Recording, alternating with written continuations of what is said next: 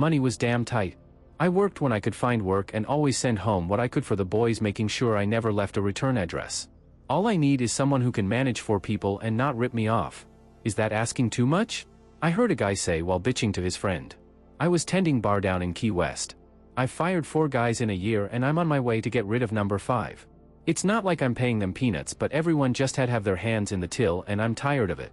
This guy has been the worst. I moved in close and slipped him my name and cell number. The trick is to let your employees know upfront that you're not going to fire them, but are going to put them in jail.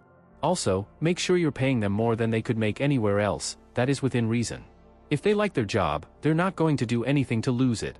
And, a good manager works twice as hard as the workers do. He manages by example. I smiled and walked away. He was waiting for me when I got off work. I own a small, and I do mean small, pub. It's been in my family for 60 years and for the last year it hasn't shown a profit.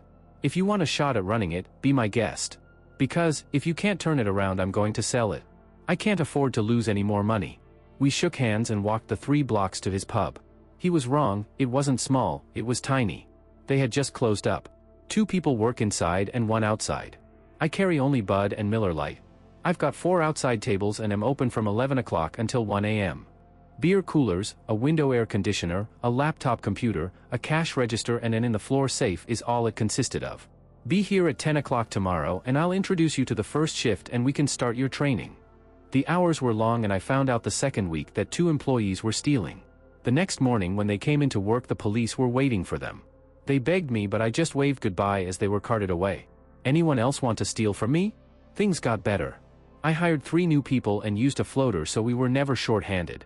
Now no one called in sick or dead, because if they did, they were let go after the 5th time in 6-month period. This is a business. If the boss makes money, he's happy. And if he's happy, the world is good. If you want to make more money, then this place has to be more profitable. This isn't rocket science. In 6 months we increased profits by 30%. I was given a big bump. I told him to take half of it and give it to the other employees. Everyone was happy. All I did was eat, work, and sleep. I was making more money than I'd ever made. Now I sent money home every week. Couldn't let my boys do without. 3 months later I noticed a guy hanging around. He'd order a beer but would nurse it for at least a half hour. Twice I caught him taking pictures of the place. I thought about confronting him but thought, what the hell? There were nothing but tourists and crazies down here, and he could have been one or the other, or maybe both. 2 weeks later I saw him again. This time I wasn't so nice. "Can I help you?" I said, wiping my hand on a wet rag as I came up to his table. "I'm looking for a Rick Moore." Never heard of him. There are a lot of people in Minnesota looking for him. Well, if I ever see him I'll let him know you're looking for him. I walked back inside. "Tammy, you see that guy at table 3? Tell me if he uses his phone and when he leaves, will ya?" "Sure, boss." 10 minutes later he walked away while on his phone. I'd been made. No way you're quitting. We've never shown this high of a profit. Look, I'll increase your base salary and give you a 10% bonus if you stay. The money was too good to walk away from. So I told him the story of what brought me to Key West. "So you booked on your wife and kids?" "Ex-wife, and I send home money every week for my 2 boys." "Well then, what do you have to worry about? Look, if she shows up, I'll have my lawyer tie up any motions she brings against you long enough for you to sneak away. Good enough?" It was. Every day I expected someone to walk up and tell me I was being served papers again, or worse, arrested. No one came for 3 months, then my mother walked up and ordered a Miller Lite. I hand-carried it out to her. "You're a tough guy to find." I wasn't hiding. Mom took a swallow of beer. "She knows you're down here." I looked around. "No, she's not here. She knew you'd never talk to her, that's why she sent me." "Boys with her?" "Nope, still up north. She wants to talk to you." "Sorry, that ship has sailed. She said she's not leaving until you talk to her." "Well, she's got a long wait. Mom, just tell her to go home. I'll come up to see the boys in a couple of months and sign whatever she wants. I just want to be left alone." "Okay, I'll tell her, but you know Megan. Thought I did once, and in the end all we did was fight. I did something stupid, but she wasn't without blame in this mess either." I kissed the top of my mom's head and went back to work. She turned around and waved once before turning the corner. 2 days later Megan showed up. Tammy served her a Bud, but she never drank a swallow, and I never came out to talk to her. An hour later she was gone. She came every day about the same time. Ordered a beer, stared at me, and left an hour later. Week after week, rain or shine, her routine never changed. "Why don't you just tell her to leave?" Tammy asked after serving her one day. Nope. She'll have to go back home eventually. I live here. I don't have to do shit. She didn't show the next day or the day after. I thought she'd finally left when she appeared the following day with my 2 sons in tow. Crap, she'd pulled out the big guns. This time she ordered 3 beers. Tammy, don't open any of them, they won't be drinking them anyway. Dad, was the first thing I heard as they both about crushed me. We thought we'd never see you again. I just hugged them watching Megan walk away. We spent the afternoon getting reacquainted. They brought me up to speed with everything that had happened over the last year and a half. You know, we lost the house. We moved in with Grandma and Grandpa for a while but eventually got an apartment about a mile from where we used to live. It's nice and even has an indoor heated pool. You'd like it there. They were testing the waters. Boys, I live here now. They both looked at one another and said nothing. Burgers, fries and the best malt in town is what we ate. I took them on a tour of Key West and showed them where I lived. It was just an efficiency but it worked for me. Where are you guys staying? They shrugged. We just flew in this morning and don't know where Mom is staying, but it has to be close because she doesn't have a car. How are you supposed to get a hold of her? She gave us this cell phone and said to call her when we were done. It was my old phone. Well, call her and tell her to pick you back up at where I work.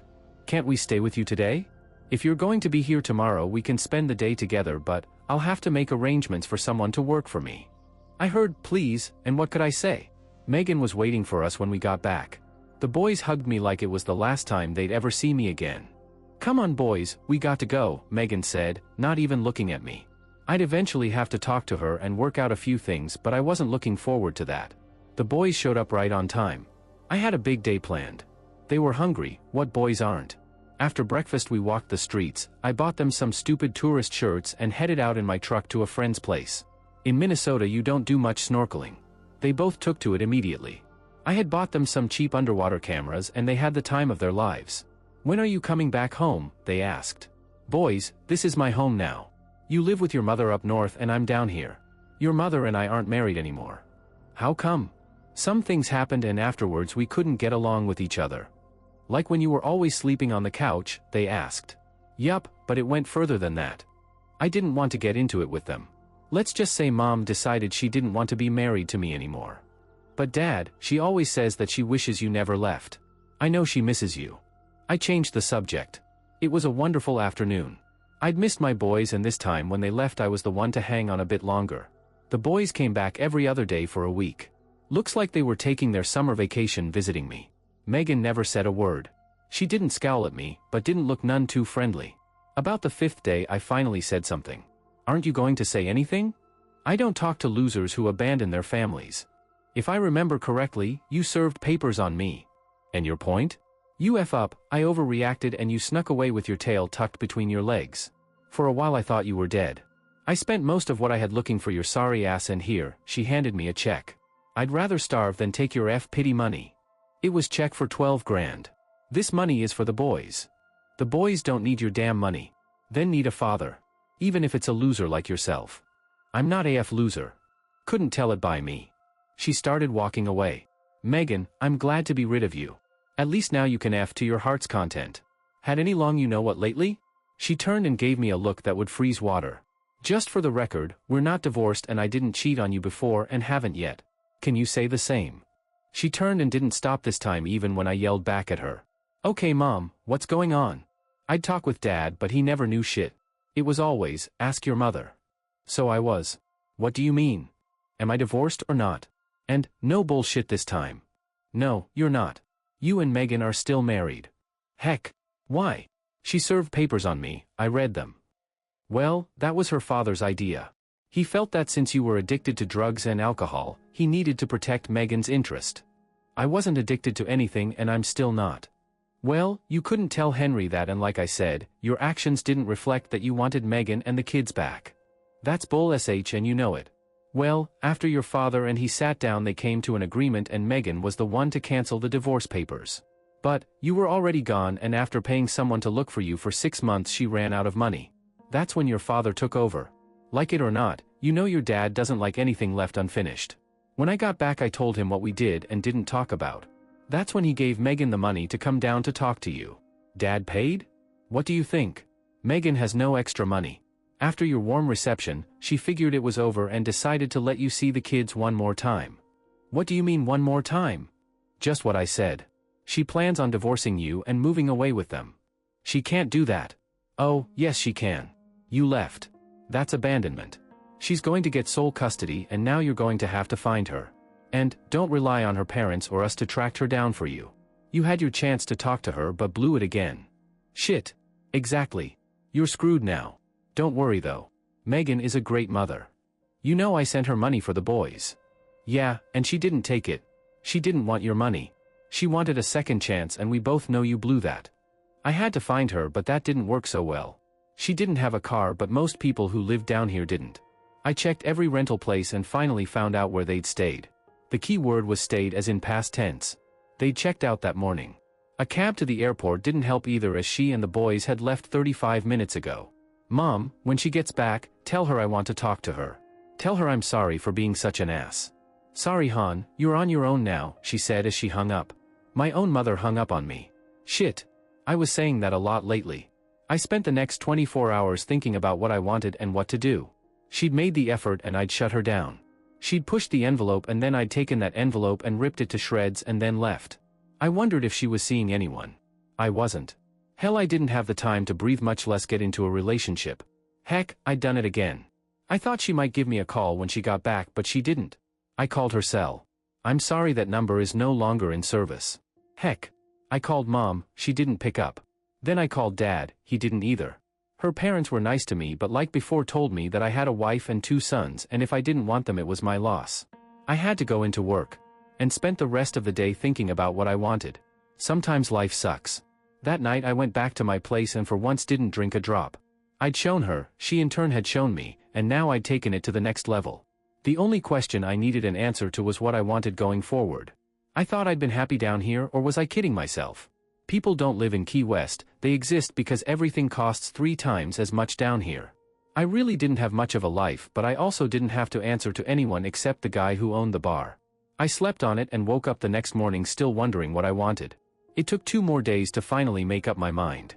I looked out my window that morning and saw the rain coming down and knew the streets would be flooded and the place would smell rancid until everything dried up. I wanted my kids and maybe Megan, that is if we could go back to what we'd once had. Answer the phone. I screamed into my new cell as the phone rang at my parents' house. On the 10th call my mom finally picked up. Morning Rick, she said with an exasperated tone in her voice. Where is she? Packing up as we speak. She gave you a second or was it a third chance and you F it up? Wrong, she F it up. She was the one that started it and she was the one that ended it when she had me served. I'm not saying I didn't do some stupid ass things, but our marriage had been going downhill for months before it imploded. Rick honey, what do you want? First, I want you to stop running interference for Megan and I want to see my boys. Can't help you there. Like I said, you booked and Megan will have full custody when she files again before she leaves to God knows where. Ask her not to do anything until I can get back up there. Then, if she still wants to fight it out in court we can go at it and throw what's left of our marriage on the bonfire and watch it burn. Rick, I can't promise you anything but I'll talk to her. She went quiet. But, this is the last time, you hear me? Yeah, I hear you, but if it all goes sour you won't have to worry about me any longer. I left that statement open-ended. I thought about flying but what I had left with me down here I wanted to keep.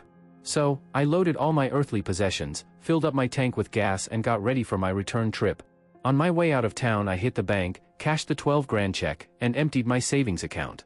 Probable wasn't a good idea to be traveling with 20 grand in cash, but what the hell, I'd done stupider things. I drove almost straight through, which I wouldn't suggest to anyone. I had to stop once and sleep for a couple of hours when I found myself drifting from lane to lane. The only good thing was it gave me one hell of a lot of time to think. Kids. That's what we'd been acting like. Tit for tat was the norm rather than the exception over the last couple of years. Mature couples talk, immature adults get mad and do stupid things. Looks like we both fell into number 2. It took a day and a half but I made it back to Minneapolis in one piece. I got no warm welcome from either my mom or dad. She packed up her car this morning and headed out. Said she was tired of trying to talk to in a hole. Her words not mine, my mother told me. Did she say where she was going? Nope, and didn't ask. She did say that when she got to where she was going she'd let me know but not to tell you. She had a wide grin on her face. Bitch, was the only word that covered this situation. If Megan thought she knew me, she was definitely wrong. With 20 grand burning a hole in my pocket, I made a call to Dave, an old friend of mine who just happened to be a lawyer. She took off with my kids and said she was going to make sure I was never going to see them again. She can't do that, can she? I said to my new lawyer. You're not divorced, right? She threatened me last year and even got a restraining order against me, but eventually stopped everything. I think she's trying to take them out of state. I was lying through my teeth and never mentioned the fact that I hadn't been home in the last year and a half. I know a judge that hates to see husbands get screwed over in the courts. And hates it even more when the wife takes off with the kids. Let me give him a call and see what I can do. 2 hours later, Judge Reynolds signed an order for Megan to return my boys to me and backed it up with a warrant for her arrest. I'd heard about Amber Alerts but didn't know much about them. I didn't have to. Her red Toyota was being looked for by everyone on every highway in Minnesota. My mom and her parents weren't happy with me when they saw the Amber Alert on TV. Steve, what the hell have you done? Her mom shouted at me as her father held her back. I want my sons back, and since we're still married, that's my right by law. You left her. She filed papers on me. Hell, I had to get a court order to even get my clothes out of my own house. I guess I can thank you for that piece of work, I said, looking at her father. I was only trying to protect my daughter and grandsons. If everyone would have stayed out of our business 2 years ago, maybe none of this would have happened. If you would have acted like a responsible husband and father instead of an immature teenager, I wouldn't have had to do what I did. Okay, he had me there. Well, she's not going to get too far, I told both sets of parents. Maybe this time she'll be forced to talk to me. It took almost 6 hours before they caught her. She had stopped for gas and the attendant recognized the car. 10 minutes later, she and my boys were in a squad car headed back to Minneapolis. I was told in advance she wasn't happy. Our first meeting was in a conference room at the jail. You had me arrested? Really? The police even pulled their guns on me before I was handcuffed and thrown in the back seat. You really are a piece of S, you know that? She was letting me have it with both barrels. You want to talk? I asked. Tried that for over a week in Key West, got nowhere. You never told me that we were still married. Remember, the last I heard was that you wanted the house, my 401k, and my ball cut off and bronzed. You'd already cleaned out our savings and checking accounts. What was I supposed to think? Dad did most of that. No, he didn't. You let him do those things. Whatever. Just drop the charges so I can move on. Sorry, no can do. Not until you and I come to some kind of understanding. You know the charges aren't going to stick. My dad is already talking to a lawyer, and by the end of today I'm going to be out of here anyway. Yeah, but I'm going to have custody of the boys, at least for the time being. She glared at me. And to answer the question you asked me in Key West, no, I haven't taken anyone to bed since I left, and frankly I don't believe you haven't. I, unlike you, never F anyone and got an STD. Now we're splitting hairs. You were the one that wanted a free pass to expand your knowledge, remember? Like I said, unlike you, I never went all the way. She was smirking at me now. Well, if you hadn't ratcheted it up, we'd still be married. You idiot, we're still married. On paper only. We haven't been married in the true sense of the word in almost 2 years. Ever since you started your Friday girls' nights out. She was quiet this time. And, how you managed to lose everything is beyond me. I sent you money every week. There was more than enough to make the house payments. All you had to do was swallow your pride and take the money. But no, you had to be stubborn, lose everything. She didn't look so high and mighty now. It was just a house, no more no less after you left. I didn't leave, you drove me away. Remember? And you slept with that S, and don't give me that S that it didn't count because you were drunk. There are thousands of men spouting the same excuse, divorced every day. And I didn't serve you papers until you walked out. We weren't getting anywhere, but at least we were talking, even if it was just to hash over our past mistakes. When are you leaving? Not. At least for a while. Gave up my job down there, and I'm not sure what I'm going to do just yet. Well, in that case, why don't you take care of the boys until I get this matter straightened out? Take them out to dinner. They like Chuck Cheese, if you can remember back that far. Enough with the cheap shots. Where are their clothes? In the trunk of my car that's been impounded thanks to you. Then, I'll take them to the store to get a change of clothing. And don't worry, I won't tell them their mother is going to be an ex-con. Funny, very funny, you're a real joker. Well, at least I'm not the one having to go back to jail. C didn't look so smug when a lady guard escorted her back to her cell. Her parents were taking care of the boys and weren't happy when I arrived to pick them up. You got my daughter thrown in jail. How can you be such a lowlife? Her mother said as her dad stayed behind her. I think if he'd said anything I would have decked him. He'd been the one to empty my bank accounts and get me served. I'm just here to pick up my boys, I said. It wasn't a request. My daughter will be out in a couple of hours. Why don't you wait until then and we can all sit around and talk? Carol, not going to happen. I'm here to pick them up now. You can either send them out or I'm going in and get them. Your choice. The look she gave me wasn't special. Okay, it'll be just a minute. Now Carol.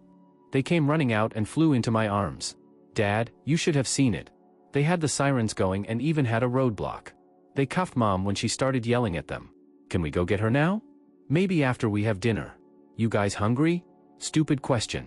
When aren't growing boys? We didn't go out for pizza. I'd had too much of that over the last couple of days and wanted a good meal for a change.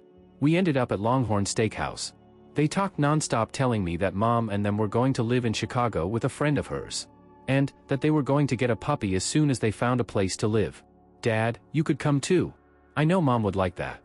Out of the mouths of babes. I don't think Mom's too happy with me right now, and besides, I'd rather live where it's warm. Are we all going back with you to Key West? It's really nice down there. Maybe we could go on a plane again. That was really fun. To them, everything was, really. After dinner we hit Target and got them a change of clothes.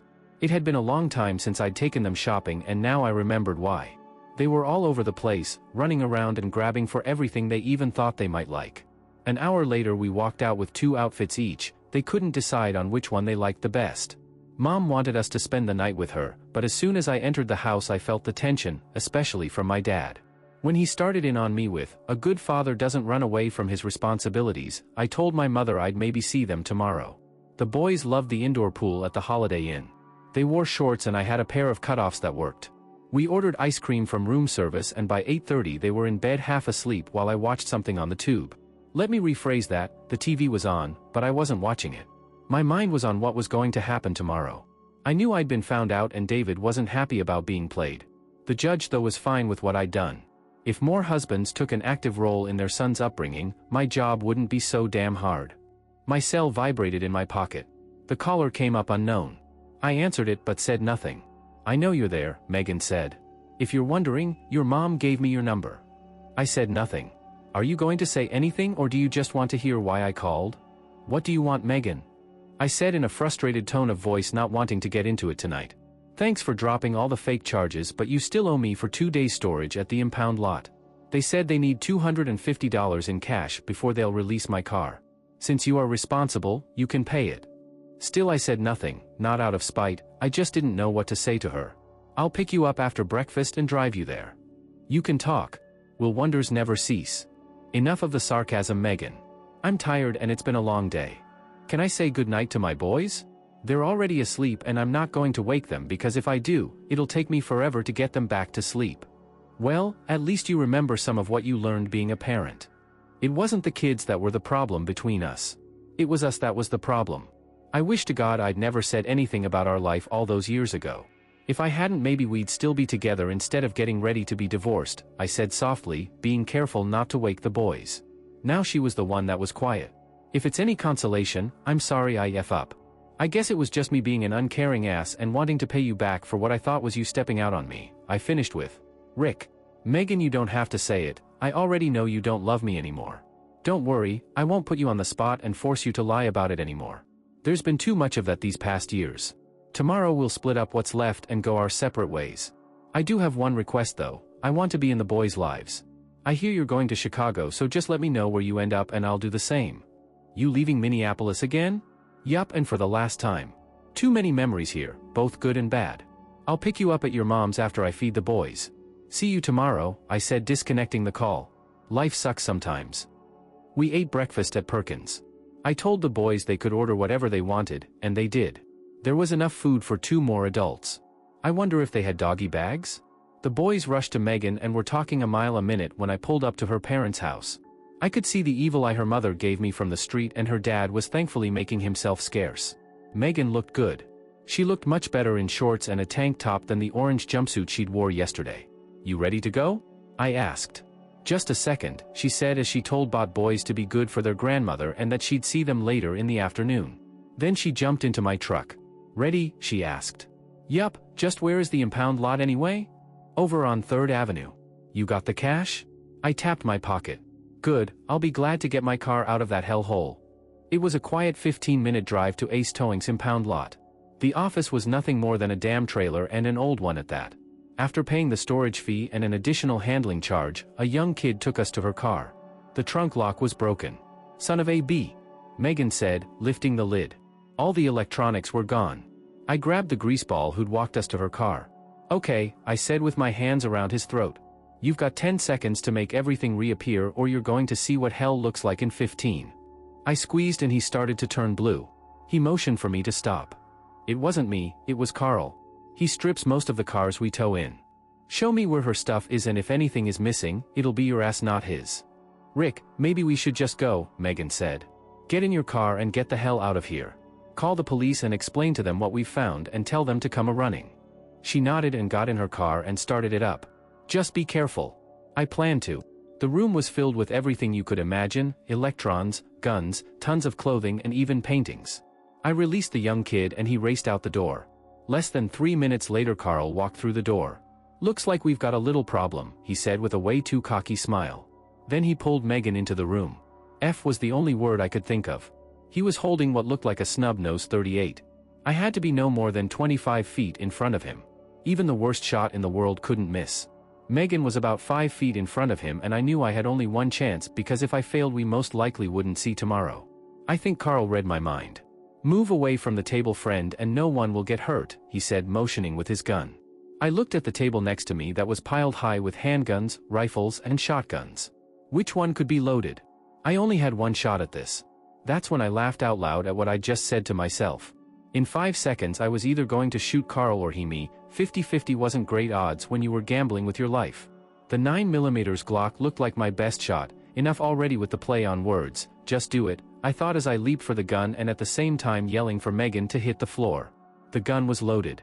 The sounds of gunfire echoed in my ears as I kept pulling the trigger until it stopped firing. Carl stood there for a brief moment and then just kind of tumbled face first onto the floor. Thank God, I mumbled before joining him on the floor. Son of a b, this just wasn't my day, I thought as I saw the 2 red blotches on my chest that were getting bigger by the second. Megan knelt by my side, phone in hand. For the first time in almost 2 years I looked at her. Even with tears streaming down her cheeks she looked beautiful. You are one stupid bastard, I thought just before I died. Dead people aren't supposed to feel this much pain. Hell, dead people aren't supposed to feel any pain. I opened one eye then the other and saw my mother staring back at me. Why is it that you can't go anywhere without getting yourself in trouble? She sounded angry but was smiling. Welcome back to the living. My mouth felt like it was filled with cotton. How long? I finally got out. 3 days. You lost a lot of blood and it took the paramedics a while to get to you because of all the junk cars around the building. You should be out of here by tomorrow afternoon. Megan? I choked out. She wasn't shot and saved your sorry ass. You owe her big time even though she's pissed at you. Grabbing for a gun you had no idea was even loaded doesn't sound too smart. Oh well, you're safe, she's safe, and that bastard Carl is dead. Looks like a win-win all around. I rolled my eyes. If you're wondering, Megan was here most of today but went home to check on the boys. They took it the worst, especially when they thought you were going to die. Why don't you go back to sleep? You're going to need your all strength this afternoon when your boys get here. I took her suggestion. They were wild and wanted to hear from me what happened, and was I scared? When they jumped on the bed I thought I was going to come unglued. It was nice to hold them but the pain made my eyes water. Boys, let's let your dad rest a minute. I mouthed the words thank you. Her mom walked in 10 minutes later and said something about ice cream and they followed her out without another word. I guess thanks are in order, I said, trying to sit up a little straighter. What happened? Last I saw you were in your car going for help. Carl shut the front gate and when I stopped, he dragged me out of my car. Next thing I knew I was in that room with you. What were you thinking? He was never going to let us leave. I had one chance and took it. I thought at least you'd get away. Worked, didn't it? You think? You almost died. The paramedics at first didn't get a pulse and then you somehow came back. Don't you ever do that again. Don't worry, I don't plan to. You get all your stuff back? The police are inventorying everything in that room and I'm told that my stuff won't be released until next week. It went quiet in the room. So I guess you won't be leaving for Chicago for a while. You staying with your mother? I still have my apartment for 2 more weeks, so me and the boys will be staying there. Apartment? Yeah. My dad was supposed to pull out all the furniture I left behind this weekend, but I guess now I'll be sticking around for a little while, at least until you're back on your feet. You don't have to do that on my account. I'm not doing it for you. Our sons aren't going anywhere until you're at least walking around. I felt a tang of regret. I thought for just a split second she still had some kind of feelings for me. Guess not. We still have to finalize everything before you leave. Why don't you write down what you want and we can go over it tomorrow, that is if you don't have anything else planned. I'm getting out of here this afternoon and will be staying at my mom's. Works for me, but not at your mother's and not in front of the boys. How about I pick you up and we go somewhere? Works for me, but not at your mom's house either. I'm not her favorite person in the world right now. Don't worry, I've got a place in mind. Just after 12 Megan picked me up. I was still a little sore but the pain pills were doing their job. We stopped outside her apartment building. I prayed there was an elevator, there was. It was small and all their stuff was still in boxes or in suitcases. We sat down on the leather couch that had one time been in our living room. She pulled a manila envelope out of her tote bag. Last time I saw an envelope like this I was being served and told by a policeman there was a restraining order on me in effect. I eyed her and opened it. I read the 3 handwritten sheets and then set them down on my lap. Megan hadn't said a word. I looked over at her. You've got to be shitting me. Our eyes locked on one another. You got a problem with it? You think? I picked up the sheets. Here, here and here, these points aren't going to fly with me. Megan looked at what I was referring to. I guess we can renegotiate a couple of them but this one is non-negotiable, she said pointing to point 1 on page 1. I agree but I don't have a clue how that's going to work. I have about 19,000 and you don't have squat. I have no job and you've just quit yours. If we agree to point number 1, I'm told I can have my old job back. I looked at the sheets and reached for the pen on the coffee table and initialed point number 1. We spent the next 2 hours going through all 3 sheets, point by point. In the end we finally had something we both could agree with. Well? She asked. Well what? When you moving back in? Because I told them at work I could start back tomorrow if we came to an agreement. Then, I guess today, I said leaning in for a kiss. The rest of the day was way too busy. The boys were re-registered back into their school, her apartment lease was extended, we went grocery shopping and my clothes were in our bedroom. And it was our bedroom again. This is the list of marriage counselors in our area that were recommended. I didn't want a woman and she didn't want a man so the elderly couple became our only choice. We made our first appointment and settled in. It didn't go quite as smooth as we thought it would. Too many walls had been thrown up between us. There were tears and angry words and accusations galore at our first session. I thought we were done as a couple a half hour into our first session. It's going to take time, they told us. You didn't destroy your marriage overnight and it won't be repaired overnight either. But if you both are serious about repairing what you have now, then you at least stand half a chance. After healing, I got a job helping to manage a catering company. The money wasn't great and the hours sucked but at least I was doing something. Our love life started out as something of a need. We were both so horny the second night we set a new record. As sore as I was, I found a position that worked. After 2 more weeks it got easier. A month later we went out to dinner and came back to an empty apartment, the boys were at my parents' house. We made love that night and again the following morning. It's not to say that there still weren't issues that needed to be resolved, there were, but we tackled them one by one as they came up. When she mentioned something about meeting a few friends Friday after work, my eyes went wide. I'll just be dinner and maybe a drink or 2, besides you'll be right there. With me. She smiled and we got over that hurdle. At 6 months, we flew down to Key West for 4 days and I showed her the Key West only the locals knew about. I stopped in at my old job and found it closed and boarded up. I felt bad for only a moment, it wasn't meant to be. We were tourists and bought the boys' t-shirts and a sexy dress for Megan, one she'd never wear without me next to her. Life was again good. After 9 months we stopped seeing the counselors. We were good and had learned to communicate once again. We were lying in bed. All I wanted to do was hold her tight and sleep for the next 8 hours. Megan was fingering the areas where I'd been shot and then asked the question that started it all years ago. Are you satisfied with our life? We don't have AS life. We have a love life and with you in my arms, how could I not be? Good answer. And it was.